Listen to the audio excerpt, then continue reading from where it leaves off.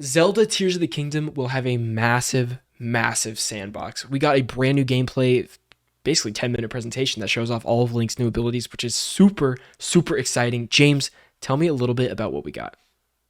All right, so Link sports a new looking Sheikah slate in The Legend of Zelda Tears of the Kingdom, and it comes with a new set of abilities they can use to craft weapons, ride rocks into the sky, and even build vehicles. Yo, I But want to say, first, does he even have the Sheikah Slate? I didn't even see it. I just saw his arm, I didn't see it either. I think it's like built into his arm. which is so much cooler. Let's face it, so much I cooler. I don't know. I think yeah, it's cooler. It's Yeah, it's awesome. It's cooler. so You're cool. right. You're right. It's a lot cooler.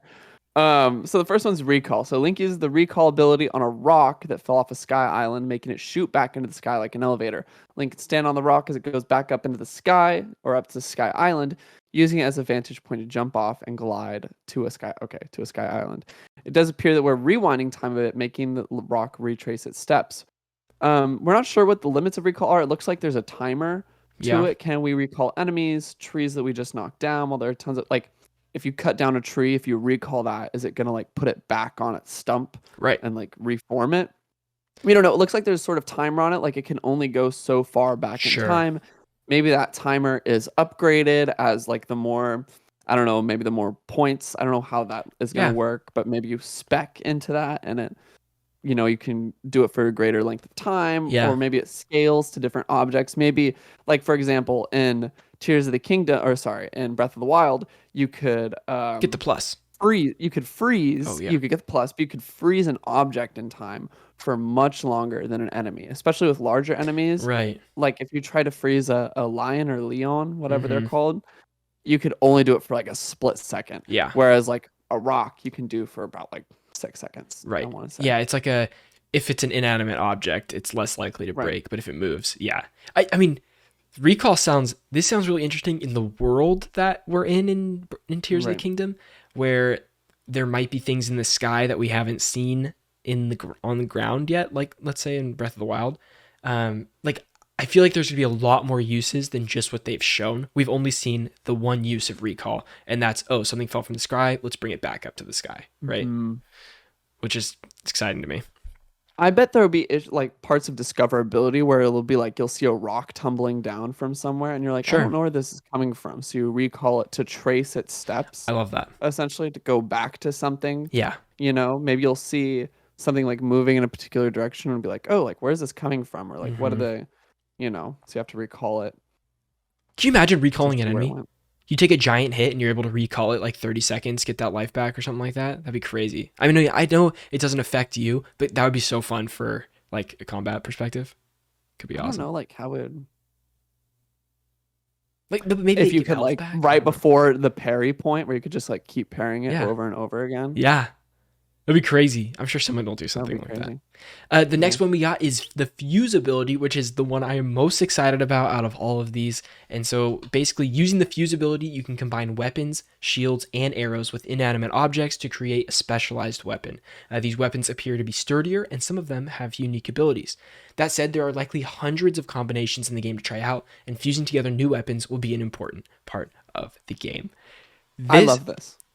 this has so many great things about it. Tell me what you love about it. Yeah. I love it because this is probably the biggest point. It gives a purpose to all of the random shit that we pick up. Yes, absolutely. Like, I can't tell you how many like little craftable materials that Yep. I had in Breath of the Wild that I just never used. Yep. And granted, they had a lot of them had purposes like potions or like food, things like that. But I love the idea of being able to like put them with things that are not just that like allotted Yeah. use and being able to use that for combat in ways that I think are more usable to me as a player. I think this also really alleviates a lot of the issues people had with weapon degradation.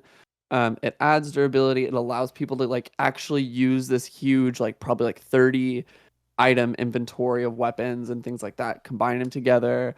Yeah. It allows you to be creative with objects in the world. I imagine like the Master Sword trials, right, where you didn't have anything going into it, you Yeah. don't have any weapons. So I can see like you having to create weapons in your environment to Hmm. really like epitomize the best tool for the job or the best Right. weapon for the enemy or so on and so forth. But yeah, Yeah, I think that's the thing that excites me the most is as someone that probably erred on the side of not liking the weapon degradation as much, this is great because I can just get a stick and put a rock on it. I can get a branch and I don't know, do anything. We saw a stick on a pitchfork for like. There's so Put a many stick on a options. stick. Stick on a stick. Who knows? Stick on a stick on a stick. Can you use three things? Exactly. Come on. Maybe that's the upgrade. Why am I imagining the expo marker sword like in Exactly. grade school? um, yeah, it just excites me that um, beyond the things in Breath of the Wild that we can already do that is extremely sandboxy, this seems like it ups it like times 10. It's giving us the option to do anything with these abilities, which is super exciting. What's the third one we have here? The third one here. Sorry, I'm fucking with my lighting. Third one is Ultra Hand. The Ultra Hand ability is different from the Fuse ability. Rather than combining things together, you're kind of gluing them together. By sticking objects together in specific ways, you can create vehicles, whether it's a boat, car, or plane. Using Ultra Hand will certainly help you travel around Hyrule. I know a lot of people are really excited for this. Not pour moi. I understand it's like use. I'm excited to like to get creative in that way.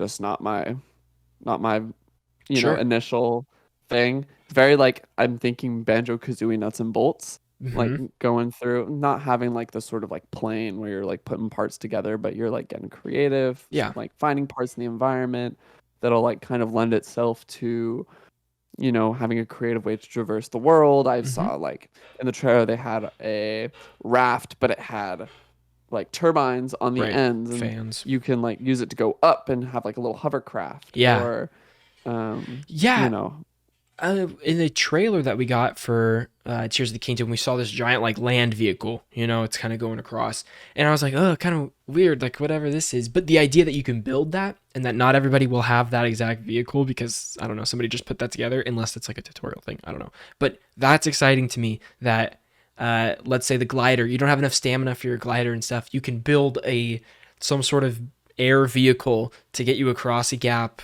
with just things around. That's really cool. It's just another way to approach situation that like I would think I already know what to do in that situation, but like, oh, here's another option if you want to do this, or maybe this is the way to do it. So that's cool to me.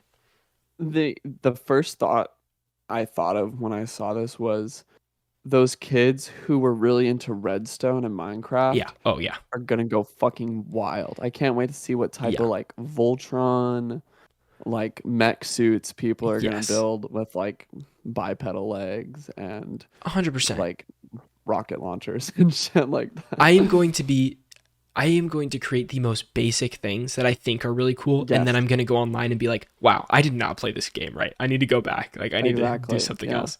Yeah, I wish there was like some option for like community sharing of Twitter, baby. like these creations. No, I know, but like Yeah, of like importing these things into your game, but I think that would just be breaking the game. yeah, that could be cool though. I like that idea.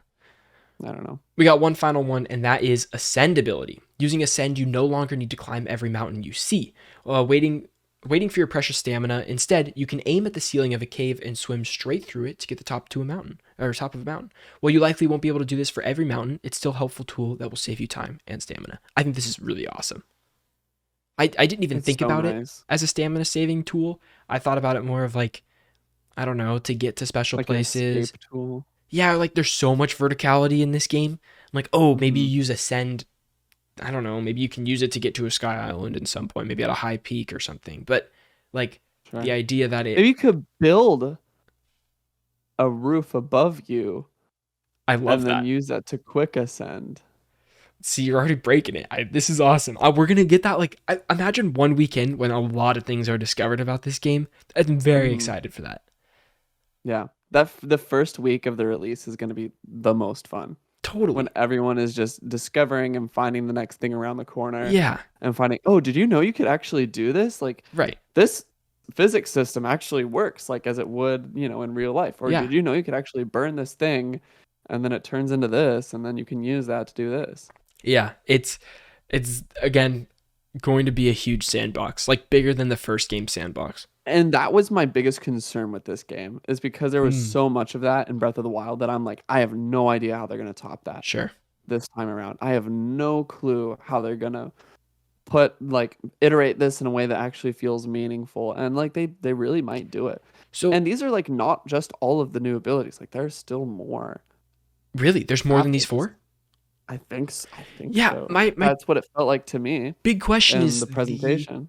the Sheikah Slate abilities, like the bomb and the time freeze, like things like that. Are those still in the game or no? I'm assuming I don't not. know. Oh, I assume they are. Really? Yeah. Oh man, it's very exciting. I just jumped back into Tears or Breath of the Wild this weekend because I never defeated Ganon. I did all four Divine Beasts and I just dick around for hours and hours and hours and I never get to the Yeah. boss. So I'm finally gonna do that this weekend. That's my goal. Cool. I mean, the game does end after you defeat Ganon and you Yeah, just rewind. But, right. But I feel like I need to complete it to, yeah. just to say it.